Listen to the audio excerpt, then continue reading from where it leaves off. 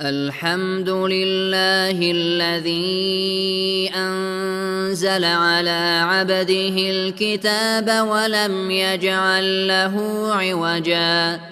قيما لينذر بأسا شديدا من لدنه ويبشر المؤمنين الذين يعملون الصالحات أن لهم أجرا حسنا ماكثين فيه أبدا وينذر الذين قالوا اتخذ الله ولدا ما لهم به من علم ولا لآبائهم كبرت كلمة تخرج من أفواههم إن يقولون إلا كذبا فلعلك باخع نفسك على آثارهم إن لم يؤمنوا بهذا الحديث أسفا إنا جعلنا ما على الأرض زينة لها لنبلوهم أيهم أحسن عملا وإنا لجاعلون ما عليها صعيدا جرزا أم حسبت أن أصحاب الكهف والرقيم كانوا من آياتنا عجبا إذ أوى الفتية إلى الكهف فقالوا ربنا آتنا من لدنك رحمة وهيئ لنا من أمرنا رشدا فضربنا على آذانهم في الكهف سنين عددا ثم بعثناهم لنعلم أي الحزبين أحصى لما لبثوا أمدا نحن نقص عليك نبأهم بالحق إنهم فتية آمنوا بربهم وزدناهم هدى وربطنا على قلوبهم إذ قاموا فقالوا ربنا رب السماوات والأرض لن ندعو من دونه إلها لقد قلنا إذا شططا هؤلاء قومنا اتخذوا من دونه آلهة لولا يأتون عليهم بسلطان بين فمن أظلم ممن افترى على الله كذبا وإذ اعتزلتموهم وما يعبدون إلا الله فأووا إلى الكهف ينشر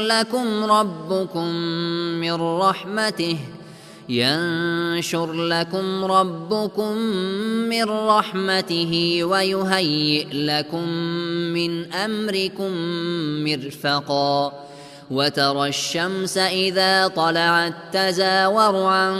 كهفهم ذات اليمين وإذا غربت تقرضهم ذات الشمال وهم في فجوة منه ذلك من آيات الله من يهد الله فهو المهتد ومن يضلل فلن تجد له وليا مرشدا وتحسبهم أيقاظا وهم رقود ونقلبهم ذات اليمين وذات الشمال وكلبهم باسط ذراعيه بالوصيد لو اطلعت عليهم لوليت منهم فرارا ولملئت منهم رعبا وكذلك بعثناهم ليتساءلوا بينهم قال قائل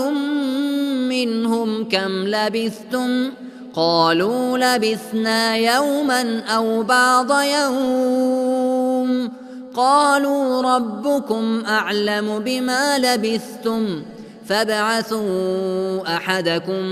بورقكم هذه إلى المدينة فلينظر أيها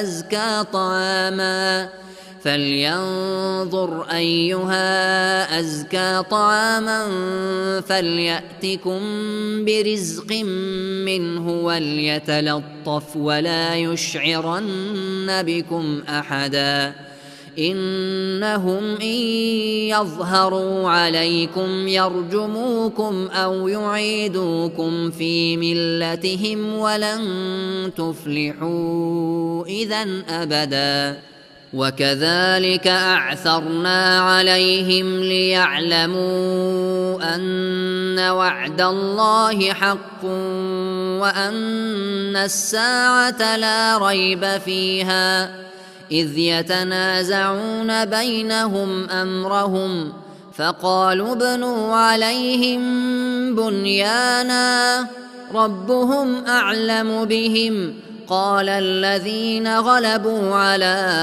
أمرهم لنتخذن عليهم مسجدا سيقولون ثلاثة رابعهم كلبهم ويقولون خمسة سادسهم كلبهم رجما بالغيب ويقولون سبعة وثامنهم كلبهم قل ربي أعلم بعدتهم ما يعلمهم إلا قليل فلا تمار فيهم إلا مراء ظاهرا ولا تستفت فيهم منهم أحدا ولا تقولن لشيء إني فاعل ذلك غدا إلا أن يشاء الله واذكر ربك إذا نسيت وقل عسى أن يهديني ربي لأقرب من هذا رشدا ولبثوا في كهفهم 300 سنين وازدادوا 9 قل الله أعلم بما لبثوا له غيب السماوات والأرض أبصر به وأسمع ما لهم من دونه من ولي ولا يشرك في حكمه أحدا واتل ما أوحي إليك من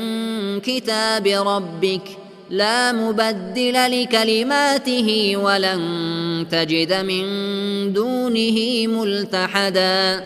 واصبر نفسك مع الذين يدعون ربهم بالغداة والعشي يريدون وجهه ولا تعد عيناك عنهم تريد زينة الحياة الدنيا ولا تطع من أغفلنا قلبه عن ذكرنا واتبع هواه وكان أمره فرطا وقل الحق من ربكم فمن شاء فليؤمن ومن شاء فليكفر إنا أعتدنا للظالمين نارا أحاط بهم سرادقها وإن يستغيثوا يغاثوا بماء كالمهل يشوي الوجوه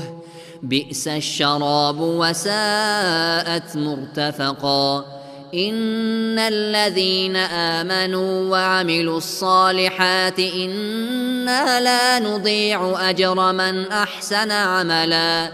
أولئك لهم جنات عدن تجري من تحتهم الأنهار يحلون فيها من أساور من ذهب ويلبسون ثيابا خضرا من سندس وإستبرق متكئين فيها على الأرائك نعم الثواب وحسنت مرتفقا واضرب لهم مثل الرجلين جعلنا لأحدهما جنتين من أعناب وحففناهما بنخل وجعلنا بينهما زرعا كلتا الجنتين آتت أكلها ولم تظلم منه شيئا وفجرنا خلالهما نهرا وكان له ثمر فقال لصاحبه وهو يحاوره أنا أكثر منك مالا وأعز نفرا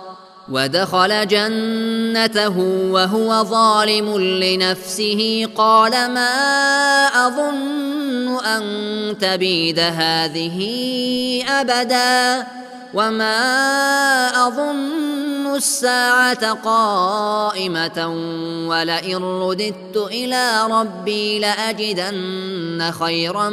منها منقلبا قال له صاحبه وهو يحاوره أكفرت بالذي خلقك من تراب ثم من نطفة ثم سواك رجلا لكن هو الله ربي ولا أشرك بربي أحدا ولولا إذ دخلت جنتك قلت ما شاء الله لا قوة إلا بالله إن ترني أنا أقل منك مالا وولدا فعسى ربي أن يؤتيني خيرا من جنتك ويرسل عليها حسبانا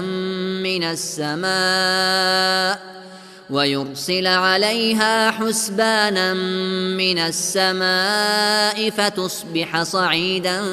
زلقا أو يصبح ماؤها غورا فلن تستطيع له طلبا وأحيط بثمره فأصبح يقلب كفيه على ما أنفق فيها وهي خاوية على عروشها ويقول يا ليتني لم أشرك بربي أحدا ولم تكن له فئة ينصرونه من دون الله وما كان منتصرا هنالك الولاية لله الحق هو خير ثوابا وخير عقبا واضرب لهم مثل الحياة الدنيا كماء إن أنزلناه من السماء فاختلط به نبات الأرض فأصبح هشيما تذروه الرياح وكان الله على كل شيء مقتدرا المال والبنون زينة الحياة الدنيا والباقيات الصالحات خير عند ربك ثوابا وخير أملا ويوم نسير الجبال وترى الأرض بارزة وحشرناهم فلم نغادر منهم أحدا وعرضوا على ربك صفا لقد جئتمونا كما خلقناكم أول مرة بل زعمتم أن لن نجعل لكم موعدا ووضع الكتاب فترى المجرمين مشفقين مما فيه ويقولون يا ويلتنا ما لهذا الكتاب لا يغادر صغيرة ولا كبيرة إلا أحصاها ووجدوا ما عملوا حاضرا ولا يظلم ربك أحدا وإذ قلنا للملائكة اسجدوا لآدم فسجدوا إلا إبليس كان من الجن ففسق عن أمر ربه أفتتخذونه وذريته أولياء من دوني وهم لكم عدو بئس للظالمين بدلا ما أشهدتهم خلق السماوات والأرض ولا خلق أنفسهم وما كنت متخذ المضلين عضدا ويوم يقول نادوا شركائي الذين زعمتم فدعوهم فلم يستجيبوا لهم وجعلنا بينهم موبقا ورأى المجرمون النار فظنوا أنهم مواقعوها ولم يجدوا عنها مصرفا ولقد صرفنا في هذا القرآن للناس من كل مثل وكان الإنسان أكثر شيء جدلا وما منع الناس أن يؤمنوا إذ جاءهم الهدى ويستغفروا ربهم إلا أن تأتيهم سنة الأولين أو يأتيهم العذاب قبلا وما نرسل المرسلين إلا مبشرين ومنذرين ويجادل الذين كفروا بالباطل ليدحضوا به الحق واتخذوا آياتي وما أنذروا هزوا ومن أظلم ممن ذكر بآيات ربه فأعرض عنها ونسي ما قدمت يداه إنا جعلنا على قلوبهم أكنة أن يفقهوه وفي آذانهم وقرا وإن تدعهم إلى الهدى فلن يهتدوا إذن أبدا وربك الغفور ذو الرحمة لو يؤاخذهم بما كسبوا لعجل لهم العذاب بل لهم موعد لن يجدوا من دونه موئلا وتلك القرى أهلكناهم لما ظلموا وجعلنا لمهلكهم موعدا وإذ قال موسى لفتاه لا أبرح حتى أبلغ مجمع البحرين أو أمضي حقبا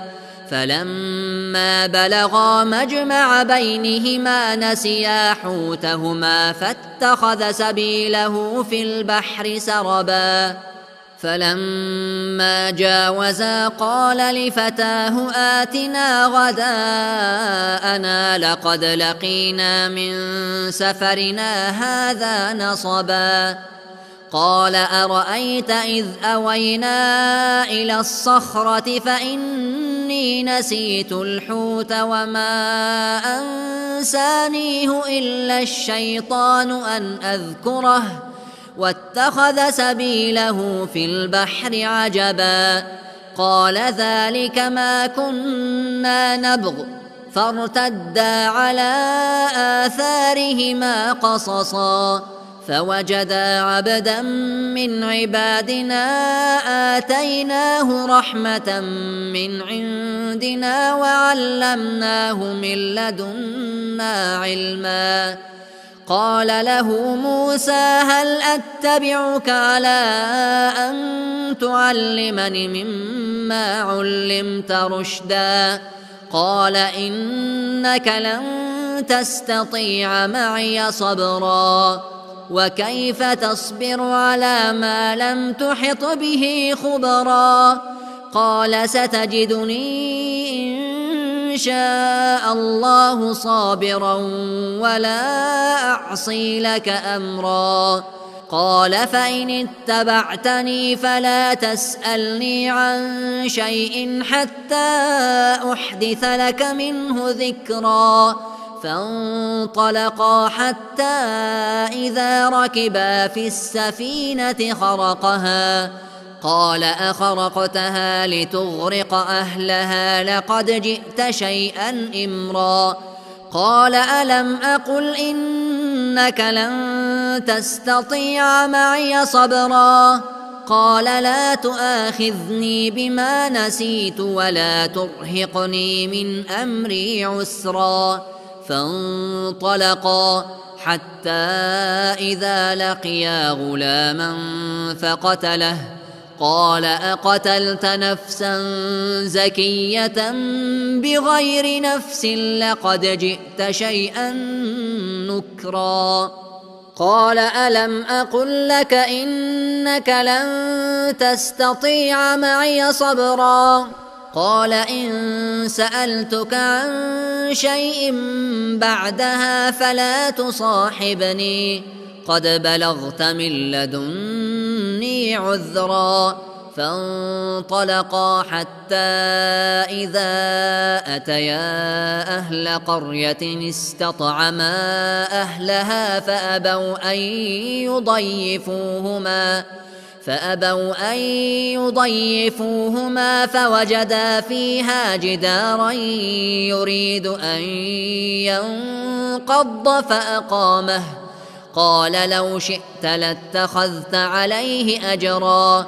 قال هذا فراق بيني وبينك سأنبئك بتأويل ما لم تستطع عليه صبرا أما السفينة فكانت لمساكين يعملون في البحر فأردت أن أعيبها وكان وراءهم ملك يأخذ كل سفينة غصبا وأما الغلام فكان أبواه مؤمنين فخشينا أن يرهقهما طغيانا وكفرا فأردنا أن يبدلهما ربهما خيرا منه زكاة وأقرب رحما وأما الجدار فكان لغلامين يتيمين في المدينة وكان تحته كنز لهما وكان أبوهما صالحا فأراد ربك أن يبلغا أشدهما ويستخرجا كنزهما رحمة من ربك وما فعلته عن أمري ذلك تأويل ما لم تستع عليه صبرا ويسألونك عن ذي القرنين قل سأتلو عليكم منه ذكرا إنا مكنا له في الأرض وآتيناه من كل شيء سببا فأتبع سببا حتى إذا بلغ مغرب الشمس وجدها تغرب في عين حمئة ووجد عندها قوما قلنا يا ذا القرنين إما أن تعذب وإما أن تتخذ فيهم حسنا قال أما من ظلم فسوف نعذبه ثم يرد إلى ربه فيعذبه عذابا نكرا وأما من آمن وعمل صالحا فله جزاء الحسنى وسنقول له من أمرنا يسرا ثم أتبع سببا حتى إذا بلغ مطلع الشمس وجدها تطلع على قوم لم نجعل لهم من دونها سترا كذلك وقد أحطنا بما لديه خبرا ثم أتبع سببا حتى إذا بلغ بين السدين وجد من دونهما قوما لا يكادون يفقهون قولا قالوا يا ذا القرنين إن يأجوج ومأجوج مفسدون في الأرض فهل نجعل لك خرجا على أن تجعل بيننا وبينهم سدا قال ما مكني فيه ربي خير فأعينوني بقوة أجعل بينكم وبينهم ردما آتوني زبر الحديد حتى إذا ساوى بين الصدفين قال انفخوا حتى إذا جعله نارا قال آتوني أفرغ عليه قطرا فما استطاعوا أن يظهروه وما استطاعوا له نقبا قال هذا رحمة من ربي فإذا جاء وعد ربي جعله دكاء وكان وعد ربي حقا وتركنا بعضهم يومئذ يموج في بعض ونفخ في الصور فجمعناهم جمعا وعرضنا جهنم يومئذ للكافرين عرضا الذين كانت أعينهم في غطاء عن ذكري وكانوا لا يستطيعون سمعا أفحسب الذين كفروا أن يتخذوا عبادي من دوني أولياء إنا أعتدنا جهنم للكافرين نزلا قل هل ننبئكم بالأخسرين أعمالا الذين ضل سعيهم في الحياة الدنيا وهم يحسبون أنهم يحسنون صنعا أولئك الذين كفروا بآيات ربهم ولقائه فحبطت أعمالهم فلا نقيم لهم يوم القيامة وزنا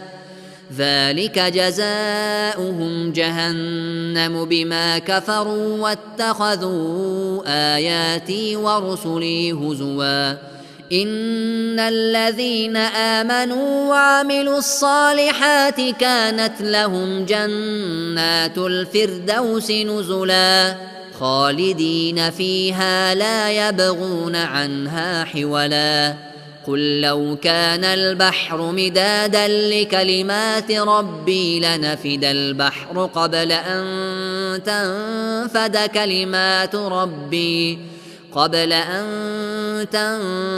كلمات ربي ولو جئنا بمثله مددا قل إنما أنا بشر مثلكم يوحى إلي أنما إلهكم إله واحد فمن كان يرجو لقاء ربه فليعمل عملا